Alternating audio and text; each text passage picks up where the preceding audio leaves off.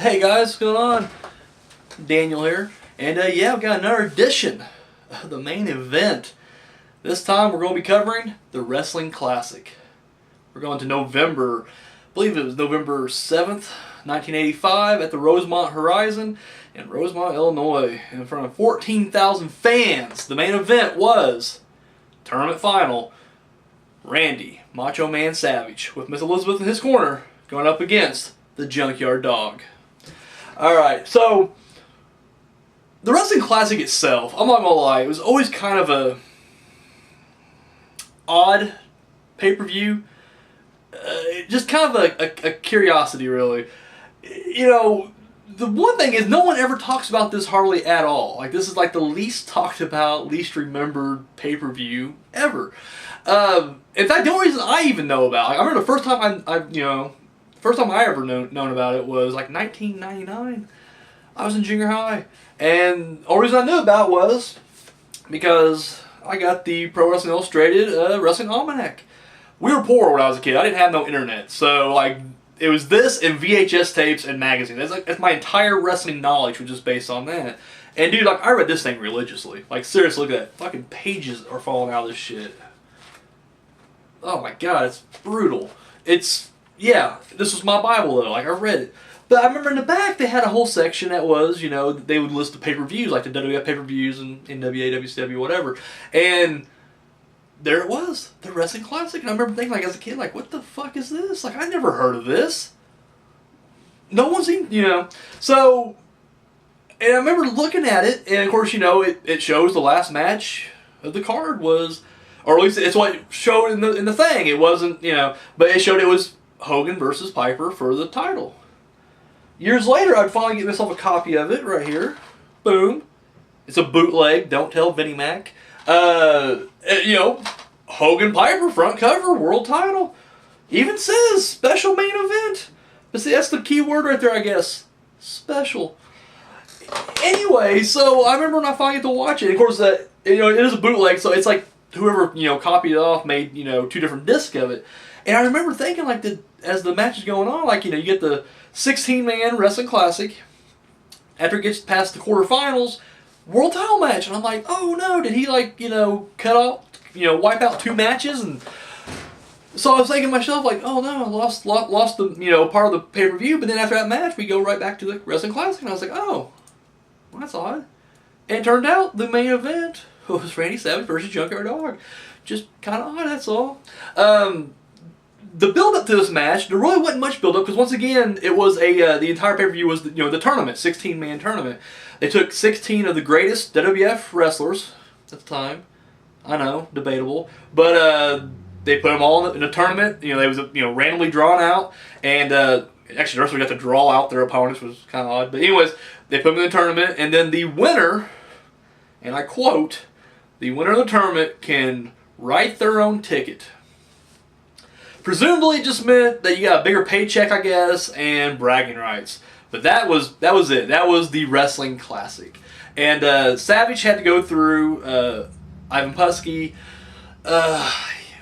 Ricky Steamboat, and Dynamite Kid before he got to the finals. And then Junkyard Dog took on the Iron Sheik, Moondog Spot, and then he received a bye in the semis to get himself into the finals. The match itself, you know, decent match. You know, took a while to get started. Savage, you know, really stalled a lot.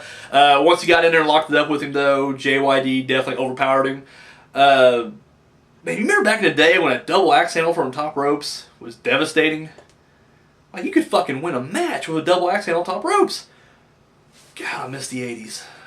Well, anyways, you see Savage do a couple beautiful ones right here, man. Just nails him, and he's fucking laid out. I want to see a match end like that today. I really would love to. But anyways, you know, Savage gets the upper hand for a little bit. At one point, they're outside the ring, right? And Savage grabs a chair and just fucking, bam, smashes him. In front of the referee. Nothing happened. At one point, after that, Okerlund on commentary is like, now correct me if I'm wrong, but couldn't the referee just throw the match out right now and award it to the Junkyard Dog? And Monsoon's like, yeah, I believe he can. That was it. I was like, what the fuck kind of world is this? Apparently referees back in the '80s were just like, fuck it, you know, I mean, it's a chair shot. It's a chair shot. We don't give a shit. We ain't worried about it. We ain't enforcing those kind of rules here. I don't know.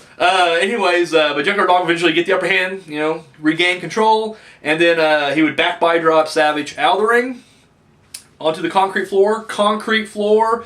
None of that pussy mat stuff. No, he hit the concrete. Could not recover by the 10 count and lost the match. So Junkyard Dog won, not just the main event, but he won the Wrestling Classic.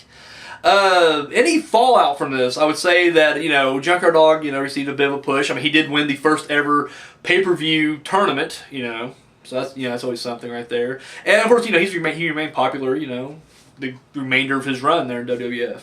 Savage, on the other hand, a couple months later, would win the Intercontinental title from Tito Santana. Then we would he'd hold that until like WrestleMania 3, and of course, you know, with that epic encounter with Ricky Steamboat, which awesome. And then of course, a year after that, he would go on to compete in another tournament, this time for the world title. But that's a story for another main event down the road, so we'll save that till later. So what did I think about this match personally? You know, I think the match was all right. I think, you know, you hear a lot of shoot interviews with other wrestlers, and you read different reviews, and you know the smarks on the internet, and I know I'm including myself on that sometimes, but you hear everybody kind of bitch about how, like, you know, JYD couldn't wrestle to save his life, and it's like it's a different time back then for one. But another thing was, you know, you hear people bitch about Hogan too, like Hogan can't wrestle. It's like, yeah, but you know, sure they're not technically, you know, equipped or whatever, but it's like they're brawlers. Guess what? They're popular with the fans, and guess what? They put butts in seats. So if you have those things working for you, guess what? It don't matter. And yeah, I mean, you know, maybe JYD wasn't the most technically, you know, efficient wrestler, but it worked. And guess what? I mean, now I won't deny the fact that Savage worked his ass off in the match to make him look good, clearly. But that's what it is. It's, you know, it's a dance with the two. And guess what? It turned out all right. You know, is it a main event caliber match? No, clearly not.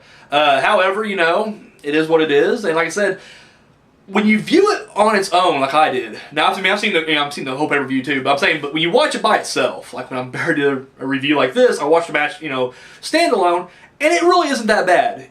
But I will say, when you actually watch the entire event leading up to this, it does seem kind of lackluster. Now, I'm not gonna lie, the Wrestling Classic itself is a very lackluster pay-per-view. There's really nothing memorable, which I guess that's why it's kind of the forgotten pay-per-view.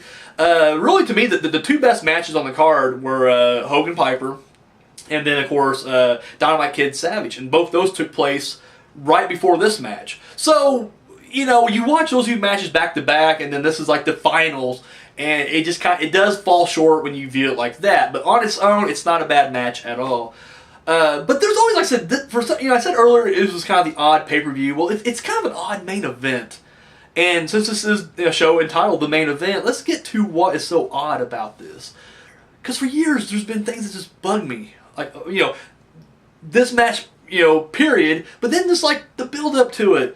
You know, what transpired at the, you know, main event. And then even the paths the superstars took afterwards. Like, everything about this is just, it had me scratch my head.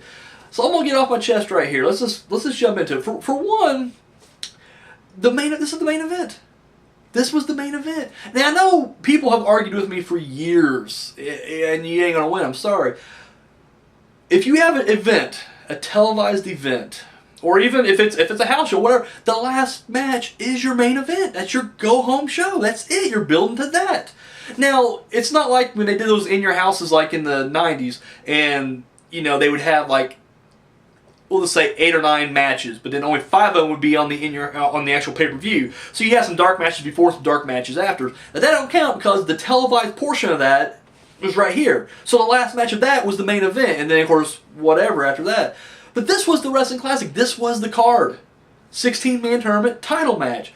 And I'm a strong believer that your title should be your main event, no matter what. Like, even if your title's on the line, your champion should be in the main event. Like that all there is to it. And once again, people have argued with me, you know, numerous times, and they'll be like, "Well, you know, it's the wording on here, a special main event. Come on. Or, you know, sometimes there's a double main event. But you're like, I'm sorry, there's really only one. I don't care what they bill the other one as. These are all featured bouts as far as I'm concerned. There's only one main event. Didn't they recently have like WrestleMania? Like one of WrestleManias recently was like 4 main events. And I'm like, fuck off. Like, seriously. I remember hearing a shoot interview not too long ago with CM Punk. It's an older one, obviously, when he walked out. But he was talking about how he was talking to Vince and Triple H. And he was like, you know, I want a main event WrestleMania. And they said something along the lines like, well, you already are a main event WrestleMania. You're fighting the Undertaker. And he's like, there's only one main event. And you know it. And that's exactly it. So, the fact that this is the main event has always kind of perplexed me. Now, I'm not trying to badmouth Savage or JYD at all. Those are both legends of the squared circle, rightfully so. However, in 1985, now like JYD was, you know, arguably more popular before. Or I wouldn't say more popular. I guess his wrestling prime was before that. His Mid-South stuff was probably his better stuff. And, you know, even though his popularity never died down, you know, you can say, you know, you can argue one way or another that, you know, his wrestling, of course, you know, went down. And of course, Savage would just start off. Now, yeah, he was, you know, he had a career before this, obviously, and that's what kind of propelled him up here. But this is his first, like, taste of, like, the national spotlight. And, you know, if you were a hardcore wrestling fan in general that would, you know, follow all the territories or whatever, then you probably knew who he was. But if you were a casual fan or just a WWF fan in general, this was your first introduction to the guy, because he only made his debut like weeks before. So once again, you're setting these guys up as the main event. That's your marquee match, Savage versus JYD in 1985. I don't get it, because I mean, it's like, you know, Hogan Piper, clearly, right? But then like you're thinking, all right, so Vince has got it in his mind, like, you know what, the Wrestling Classic, that's going to be the main event. That the finals will be the main event. Like, all right, Vince, whatever. The thing is, there was the Wrestling Classic itself. There's nothing prestigious about it. Because he never, say what the winner gets. You know, just, they kept saying he writes his own ticket. Whoever wins this can write their own ticket. Never once did they ever say, like, you know, guaranteed title shot, or, you know, you can, even if it's a big check, a trophy, something that you can fight for. They were literally just fighting for bragging rights. And they didn't even come out and say that. Once again, it was just the most vague fucking bullshit. So there was really no prestige behind this tournament. Except for you get like 16 random guys thrown together. When I look at the list of who, you know, the wrestlers, I'm thinking you could have picked a better, you know, 2 to headline the Wrestling Classic. Like, seriously. And the 2 that jumped to mind immediately, and they put them together in the first round, was Paul Orndorff and Cowboy Bob Orton. And it just seems simple, because Paul Orndorff and Orton, they had the history from, you know, WrestleMania 1. Orton accidentally hits Orndorff in the head, cracks him with his, you know, cast, cost him the match. And of course it turned, you know, Orndorff face eventually. Boom. There you go. That's history between these two. On top of that, really the only storyline going into this tournament that I know of, and I could be wrong, if I am, please educate me down below, but the only storyline I can remember of any of these 16 in this, you know, tournament going into this thing was that I believe it was like a $50,000 bounty that was on Orndorff's head. Like Bobby Heenan wanted him taken out, like injured, take him out of the business or whatever. And so that was like the storyline going in, like, you know what, there's a bounty on his head. And it never, I don't know if they ever did cash in on it or whatever, but it didn't happen on the pay-per-view. But I'm like, that could have been a running story. Like, he could have been fighting, trying to not only, you know, win this tournament, but survive all comers and trying to protect himself. And you could have done so much with that. You could have built that up to the finals. And then just like, I don't know, look at the actual title match with Hogan and Piper. Who interfered during that, at the end of that? Orton and Orndorff. Like, they actually had world title ties in a way. Like, they were connected to that event. So you could have put those two on the opposite end of the brackets, worked their way to the finals. The storyline's there, the history's there, the build-up's there. It's all right there. There's your main event. No, we're going Junkyard Dog and Randy Savage. And I get it. Like, you know, don't get me wrong. JYD, extremely popular. Like, none but cheers over here. Savage, new guy, but clearly, you know, Vince and WWF saw a lot of potential in him. Rightfully so. He would go on to do great things. But it just seemed like, I don't know. It's just odd. Let's just go to the build-up even. Okay. Typically, when you have a tournament, you know, unless if you're just doing straightforward, they're fighting, you know, they're evenly matched at the end, and then, you know. But typically a good scenario is, if you're the face, is the face has to overcome a lot of obstacles along the way. he's fighting his way through everything, you know, taking on giants along the way or whatever. He's slaying them. It's heroic. He's our hero. We're rooting for him. You know, overcoming the odds. Maybe he gets injured during one of the matches, you know, and he's like, how's he going to make it? You don't know. He's working his way up to the top. And then the heel gets the easy, you know, he gets like the easy squash match, or, you know, just, he gets the bye, you know, whatever the case may be, he gets out and, you know, he goes, you know. And so when the finals roll around, you got your face, our baby face, our hero, who is worn down, beaten within an inch of his life, barely making it out there.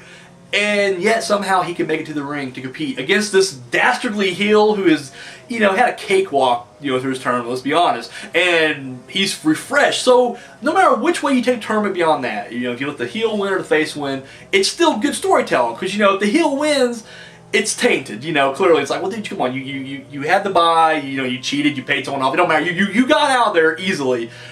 Whereas the face, you know, he was, you know, he did everything he could, and of course this bad guy screwed him over again. You set up the match, you know, a rematch for later on. Or, you know, the hero wins, and then guess what? Boom! He overcame everything! He walked through hell and still came out top of the mountain. It's just, it's the scenario. In fact, it's a good scenario. It's proven, and it works. And they used it at WrestleMania 4 when Savage won the world title. But here, they kind of flip the script a little bit. They swap it around. So you got Savage, who goes through 3 matches. 3 very good opponents. You can argue that, you know, Ivan Putski was a little, you know, past his prime, old, whatever. He looked to be in great shape. I'm sure he wasn't juicing. But, you know, still, Savage may look good, so it looked like a formidable opponent. Yes, Savage cheated to win 2 of the 3 matches, but guess what? It wasn't like quick cheats. It wasn't like, you know, before the match got started, you know, referee turned around and put something up and then BAM! Took him down, you know, for an object. Oh no, quick. No. Savage gets his ass handed to him in 3 matches. 2 of them, he cheats. He, you know, used the ropes on one, he used brass knucks on another one, but still gets his ass kicked. Like, he earned these victories, if you want, you know, if you put it that way. And then, of course, with Dynamite Kid, which was just an epic fucking match. Well, as epic as you can get with a short match, because a lot of matches on this pay-per-view were short anyways. But as epic as you can get of a match between, you know, these 2 guys, barely comes out. Like, literally just luck. He you know, after a superplex, he cradles the leg, and he gets in, he gets, you know, pinned. As he's making his way out to the main event, dude, Savage is limping. He is limping out there, like, holy shit. But, you know, luckily it's 1985. Guess what? We're cheering the good guys. We're booing the bad guys. We're not just doing random CM Punk chants whenever. No, it's, you know, it's wrestling. So he's getting booed. Like, this guy gone through hell and he's getting booed. But then look at JYD. Oh, Junkyard Dog. Now, that first match, yeah, okay, you know, he earned it. I mean, it was a short match, but whatever. It was still, you know, it worked against a former world champion, Iron Sheik. So that kind of like, okay, that starts him off on the right path. Like, all right, you know, he did overcome a former world champion. At the time, you know, remember, Sheik was a good wrestler at one time, so it made sense. It worked. So that works. He goes on to the second round. But in the second round, he goes up against Moondog Spot. Moondog Spot shouldn't have even been in the second round, period.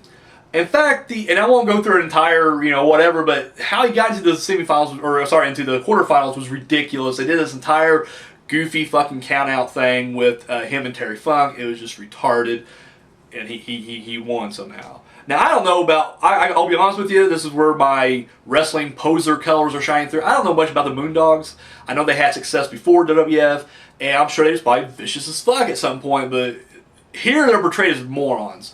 And Spot in particular just like chewing on a bone this whole time, doesn't know where he's at, and somehow outsmarts Terry Funk. Now, Terry Funk also had credentials going into this, like he's an established legend. To me, that would build up JYD even more. In fact, if you didn't think Junkyard Dog could do the marathon, do 3 matches leading up to the main event, and want to keep it short, you could have used this as like, Terry Funk early on in the match used that branding iron, starts beating him with it, maybe even injures him up a little bit. You could have done great storytelling that way, and it would have worked. And then on the paper, it would have been like, well, he went through Iron Sheik first, Terry Funk next. I mean, it would have, Instead, he goes up against Mr. Spot here, and he headbutts Moondog Spot. But guess what? There's not even a referee out there. Like, literally, the match, the bell rings, he headbutts him, he's down. There's no referee out there. JYD covers him, and then counts his own pin. And they allow it. Who was fucking writing this shit? Was Russo booking at this point? What the fuck? That makes no sense. And they just allow it. He walks out. He goes to the semis. And you're like, what? So he goes to the semifinals. Well, guess what? You know, I forget who. I think it's Tito and maybe Orndorff fought to a count out, double count out, double DQ, double timeout. I don't remember. They drew. And so he gets a bye. Now, I know, and you know, in a regular sports, you know, if your home team, you know, gets ahead on, you know, points, or they get a bye or whatever, technicality advances them, the hometown don't give a shit. They're just like, yeah, our team, fuck it, go to the championship. And you know, this is '85. Pro wrestling was still kind of real back then, so it kind of makes sense, I guess. And it does kind of lead to this whole, like, anything can happen kind of thing. But at the same time, it's like, we know now they were writing this shit. So it's like, they made him go in. So, like, basically you have Savage walk through hell. And by the time he gets to the main event, and don't get me wrong, and then another thing is, they didn't have the whole tournament in one whatever. They put the title match in between the quarterfinals and the semifinals. Which means that after JYD, you know, does his headbutt and counts his own pin, after that little fiasco, that was like a 20-second match, he goes back and rests. Through the title match, through the semifinal match, and he's like, all right, I'm ready. Took a nap. He was just getting a massage back there. I mean, he was just like, yeah, fuck it, I don't have to do anything till the finals.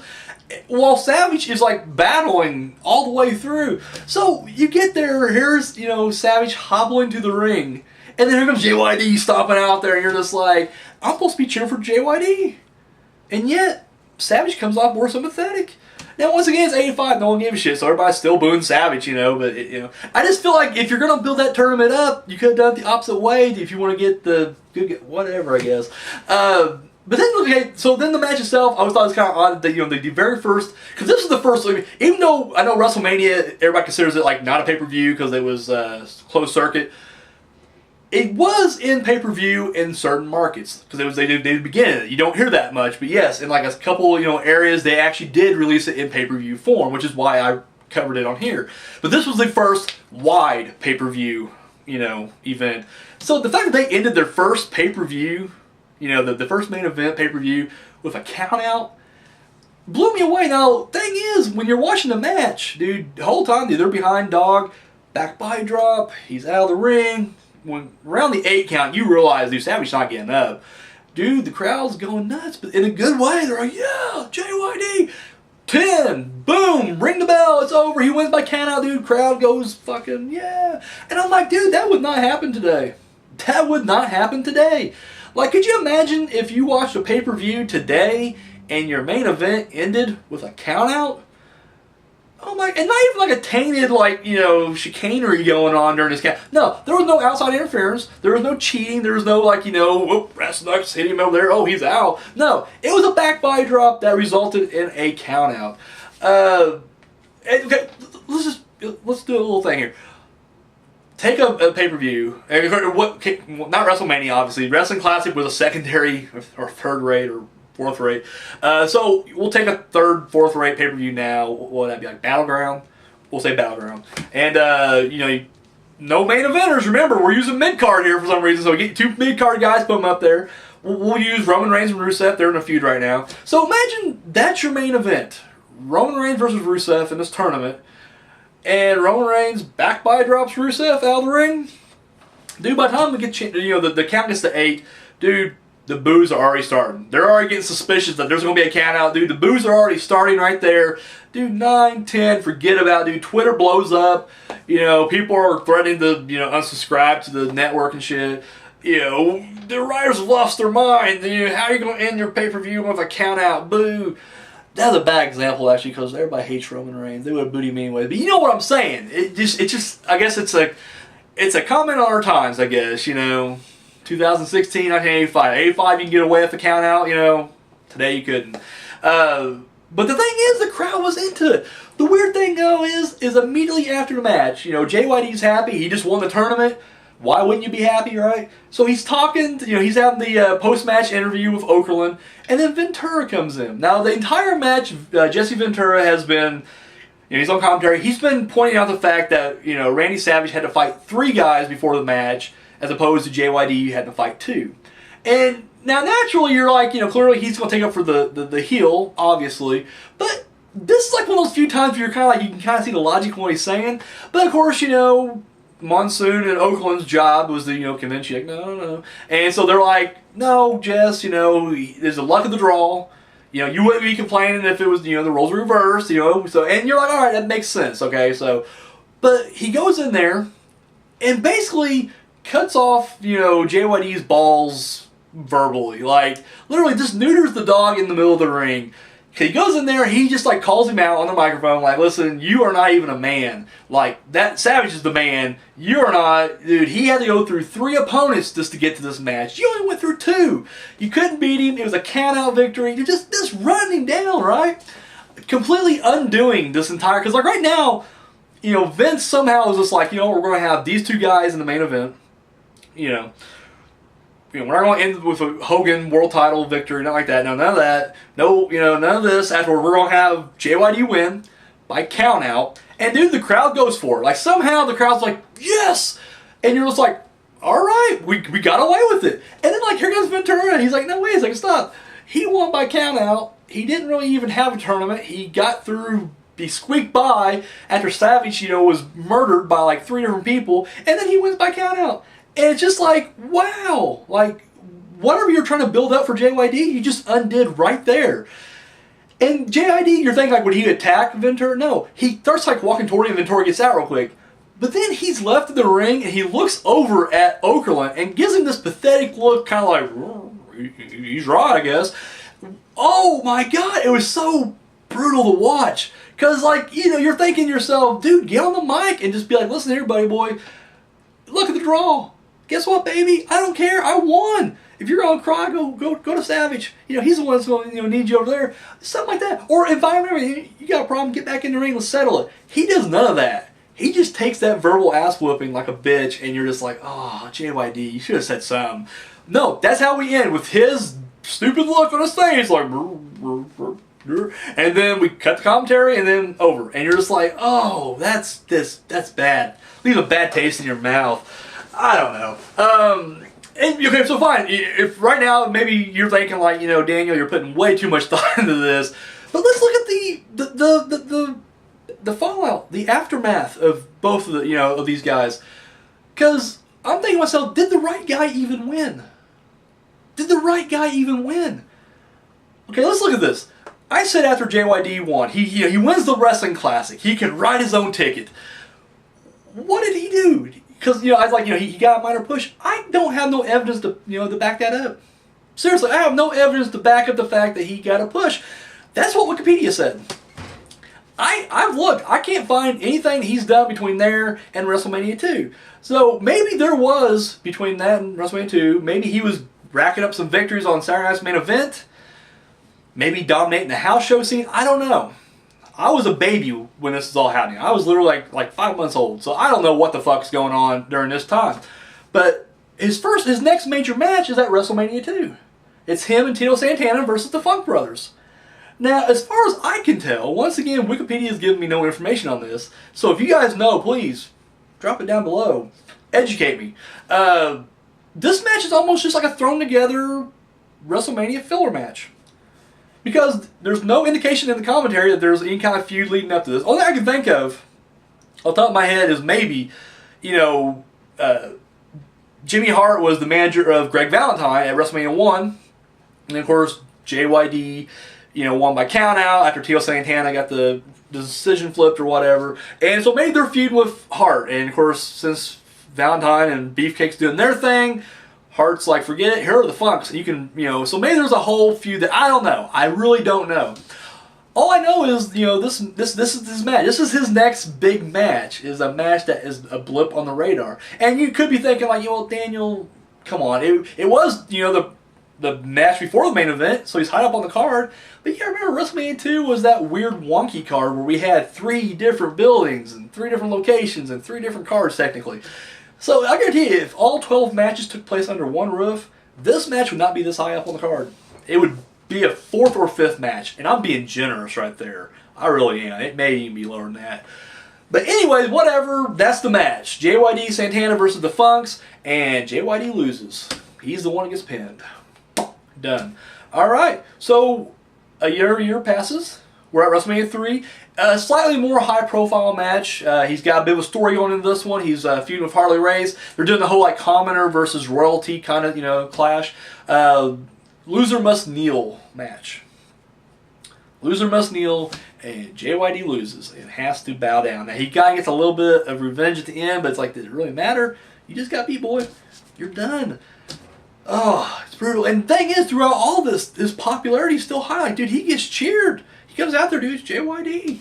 Woof, woof, woof, And doesn't matter. He gets beat. I don't even remember, and this is, once again, just bad on my part. I don't remember if he was in WrestleMania 4 or not. I don't know if I can't remember if he was part of the tournament or the Battle Royal, if he was, like, in a 6-man tag match. I don't remember. I don't remember.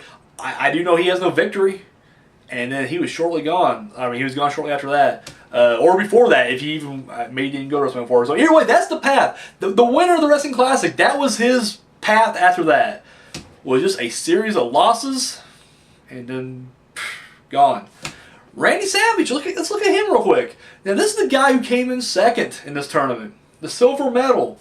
This guy can't write his own ticket, right? A couple months later, gets a shot at the IC title and wins. Why do you, now I get it. Like I get it from a real life perspective. He's the up and comer. They saw potential in him. It made sense with the title. I get it. But from a kayfabe wrestling standpoint, why didn't JYD get the title defense?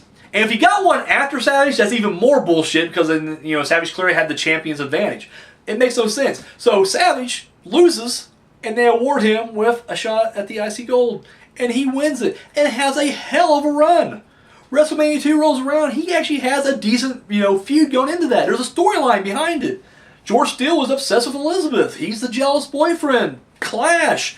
Boom, there it is. That is more story than was even thought about with the Funk's JYD Santana match. So, boom, there's that. He defends successfully. Go to WrestleMania 3. So he had it, that full year. Still has that WrestleMania 3. Another solid, high-profile match going in against Steamboat. It became an epic match, a match that's still talked about today.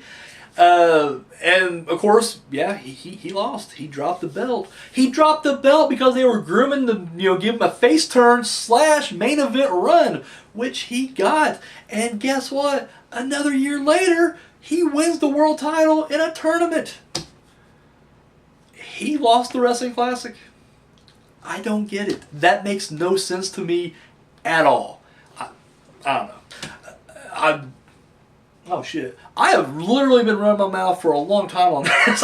This is the most attention that anybody's ever given the Wrestling Classic ever. I'm wrapping it up right now. I don't know. Like I said, overall the match is not that bad. I just feel like the wrong guy won. I mean, seriously, if they knew ahead of time that they were going to be phasing out JYD and pushing Savage, then why not reflect that in the match? Like the only thing I can think of, honestly, like the only thing that really makes sense is they were literally like, listen, JYD's on the way out. Even though he's still stuck around for like 2 years, plus. But, we're getting rid of him soon.